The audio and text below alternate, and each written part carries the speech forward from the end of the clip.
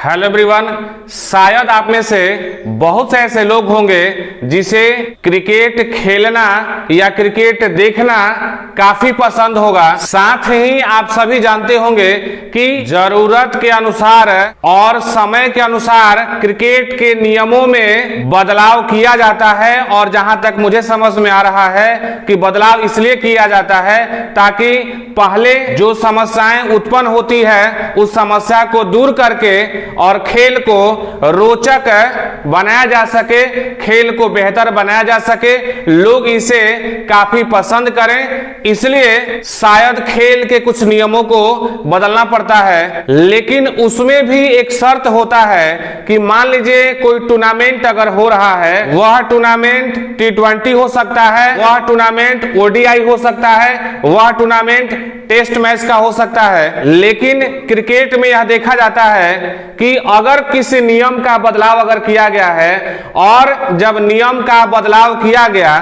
उससे पहले अगर टूर्नामेंट स्टार्ट हो गया है और टूर्नामेंट स्टार्ट होने के पश्चात अगर क्रिकेट के नियम में कोई बदलाव किया जाता है तो यह देखा जाता है कि जो क्रिकेट के नियमों में बदलाव किया जाता है वह नियम उस टूर्नामेंट में लागू नहीं होता है। उस नियम का उपयोग, उस नियम का इस्तेमाल वह टूर्नामेंट जब खत्म हो जाता है तो उस टूर्नामेंट के बाद जो नए टूर्नामेंट कराए जाते हैं, जो नए टूर्नामेंट होते हैं, उस टूर्नामेंट में, उस खेल में नए नियम को लागू कर दिया जाता है, नए नियम को प्रभावी कर दिया जाता है। लेकिन हाल के दिनों में बिहार में जो टूर्नामेंट हो रहा है, इस टूर्नामेंट में ऐसा लग रहा है कि नियमों को गलत तरीके से पेश किया जा रहा है, नियम को गलत तरीके से अप्लाई किया जा रहा है। तो आइए आज इस वीडियो में एक नए खेल के बारे में जिक्र करेंगे, जिस खेल के बीच में ही पता नहीं कितनी बार बदलाव हो चुका है, खेल समाप्त होने तक खेल के नियमों में कितनी बार बदलाव किया जाएगा, इसकी अभी कोई संभावना, इसकी अभी कोई गारंटी नहीं है। आइए बिना देर के हुए शुरुआत करते हैं कि आखिर वो कौन सा खेल है। यहां लिखा हुआ है 7वां चरण शिक्षक बहाली बिहार, जिसके बारे में लगभग आप में से सभी लोग जानते होंगे कि किस तरीके से प्रक्रियाएं शुरू की गई है और अभी तक किस तरीके से लागू की जा रही है। यहां पर लिखा हुआ है मुख्यमंत्री, यानी कि पिछले मंगलवार के दिन बिहार के मुख्यमंत्री अपने अन्य कैबिनेट मंत्रियों के साथ बैठक करते हैं और उस बैठक में चर्चा होता है बिहार में शिक्षक भर्ती को लेकर। और उस बैठक के पश्चात यह सूचना सामने आती है कि अब बिहार में जो BPSC द्वारा शिक्षक बहाली होने वाली है, उस बहाली में पूरे देश के लोग पात्र होंगे। लेकिन ये बात इससे पहले नहीं कहा गया था। जब से शिक्षक बहाली की संभावनाएं बिहार में दिखने लगी थी, तत्पश्चात बिहार के अभ्यर्थियों को यह लग रहा था कि शिक्षक बहाली प्रक्रिया में केवल बिहार के निवासी ही शामिल होंगे, क्योंकि शिक्षा विभाग द्वारा या सरकार द्वारा यही बात कहा गया था बिहार से बाहर के कोई भी अभ्यर्थी इस बहाली प्रक्रिया में शामिल नहीं हो सकते हैं। लेकिन पता नहीं शिक्षा विभाग के अंदर, सरकार के अंदर कौन सी हलचल पैदा हो गई जिसके कारण बिहार में होने वाली शिक्षक बहाली प्रक्रिया में पूरे देश से अभ्यर्थियों को बुलाने की आवश्यकता पड़ गई। आगे देखते हैं आगे आगे क्या क्या हुआ है। जो कैबिनेट बैठक हुई है उसमें जो निर्णय लिया गया है, उस निर्णय के अनुसार यह बात सामने आई है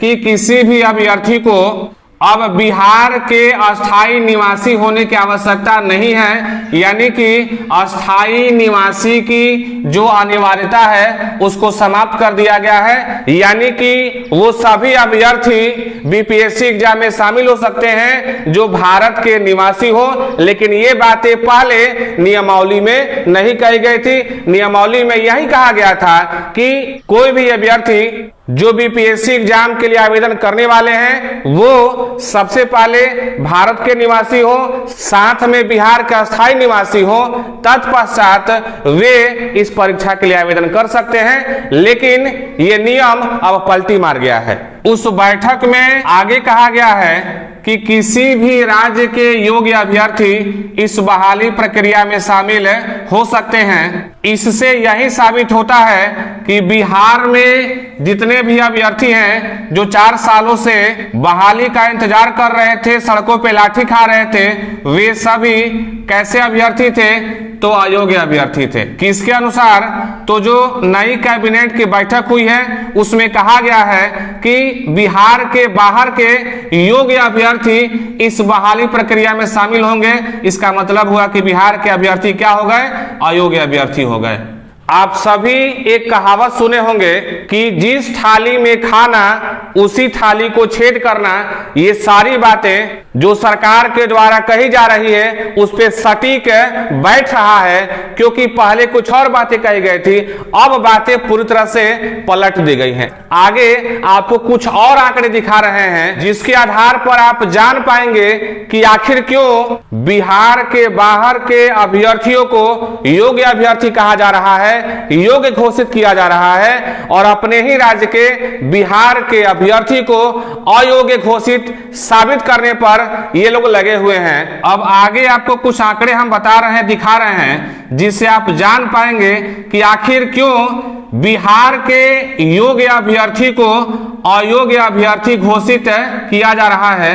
तो आप सभी जानते होंगे कि स्टेट का जो एग्जाम होता है वह 9 से 10 और 11 से 12 के लिए होता है।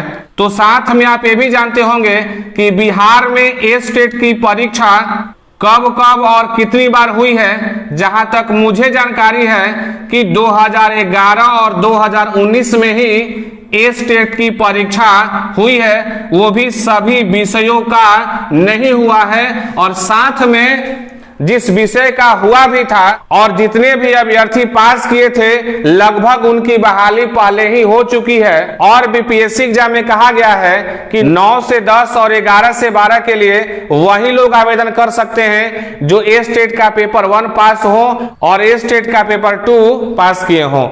आगे कुछ और आंकड़े आपको दिखाते हैं कि एक तरफ जहां कहा जा रहा है कि बीपीएससी एग्जाम में केवल स्टेट वाले आवेदन करेंगे, यानी कि सीटेट वाले की हम चर्चा नहीं कर रहे हैं, हम 9 से 10 और 11 से 12 के लिए बात कर रहे हैं कि कहा गया है कि केवल स्टेट वाले अभ्यर्थी ही आवेदन करेंगे। और अभी आपको यहाँ पे हम दिखा रहे हैं कि बिहार में 2011 और 2019 में ही केवल स्टेट की परीक्षा हुई है, और अभी कहा गया है कि बीपीएससी एग्जाम में वही लोग आवेदन कर सकते हैं 9 से 10 और 11 से 12 के लिए जो स्टेट पास किए हो।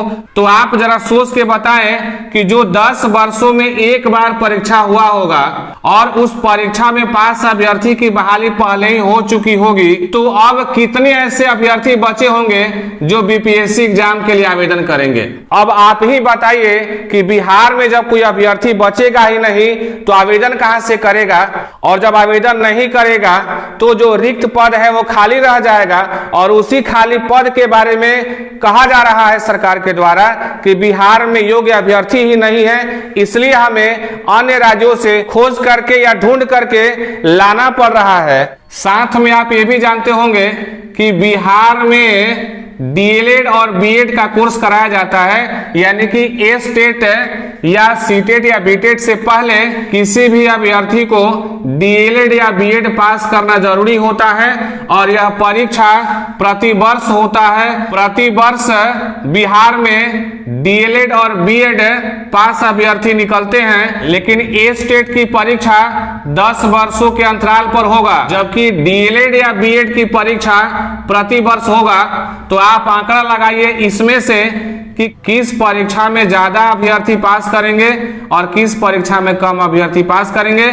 जहां तक मुझे समझ में आ रहा है कि जो परीक्षा प्रति वर्ष होगा उसमें प्रत्येक वर्ष हजारों की संख्या में अभ्यर्थी पास करेंगे, और जो परीक्षा 10 वर्षों के अंतराल पर होगा उसमें स्वाभाविक है कि पास अभ्यर्थियों की संख्या कम होगी। और जब पास अभ्यर्थियों की संख्या कम होगी तो कहा जाता है कि बिहार में योग्य अभ्यर्थी नहीं है, जो भी अभ्यर्थी हैं वो अयोग्य अभ्यर्थी हैं। ये कहां से उचित है? आप इस चीज को अगर देख रहे हैं तो समझें कि क्या यह बात सही है कि यह बात गलत है। 10 वर्षों पे एक बार परीक्षाएं कराई जाएगी स्टेट की, और कहा जाएगा कि यहां तो योग्य अभ्यर्थी ही नहीं है, इसलिए हमें योग्य अभ्यर्थी के लिए दूसरे राज्यों के अभ्यर्थियों को बुलाना पड़ रहा है।